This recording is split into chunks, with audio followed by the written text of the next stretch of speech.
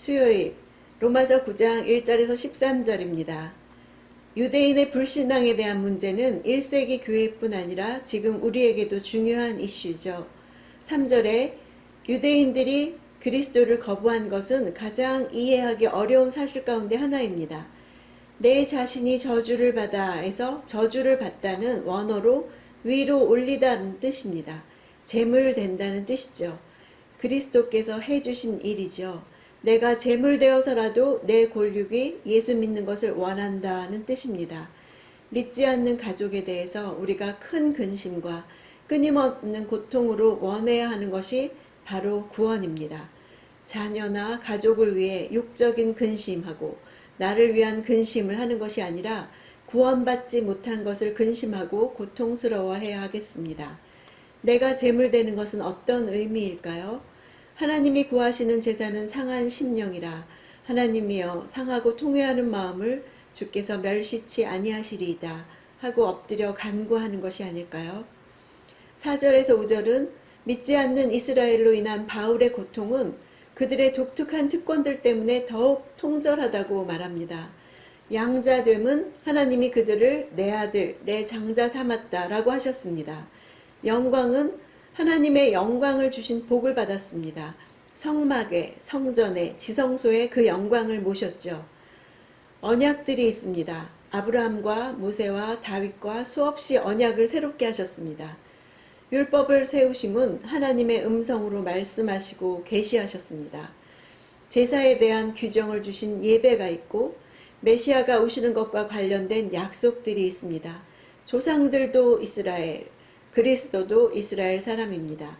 그리스도는 마땅히 찬양받으실 하나님이시지요. 내가 받은 특권은 무엇입니까? 기도하는 특권입니다. 말씀을 묵상하는 복입니다.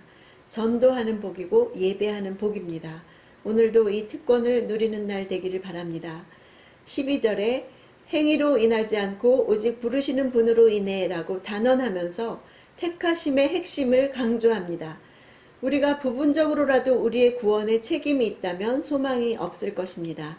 그러나 하나님의 주권에 있음을 믿을 때 믿지 않는 가족, 전도하고 있는 사람을 위해서 소망을 가지고 기도할 수 있습니다.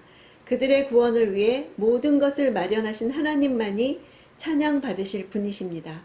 하나님을 찬양하며 소망하며 인내로써 기도합시다. 13절에 내가 야곱을 사랑하였고 에서는 미워했다. 여기서 하나님의 미움은 감정적인 미움을 말하는 것이 아니죠. 히브리어의 관용적인 표현입니다. 예수께서 제자 되기 위해서는 가족들을 미워해야 한다라고 하신 것 같이 그들보다 예수님을 더 좋아한다는 뜻이죠. 하나님이 야곱을 택하신 이유, 야곱이 약속을 받은 유일한 이유는 하나님의 자비로운 택하신 덕분이었습니다. 하나님이 아무런 이유 없이 선택하시는 것은 아니죠. 우리가 알 수 있는 것은 다만 선택의 이유가 우리에게 있지 않다는 것입니다. 이것이 우리를 겸손하게 합니다.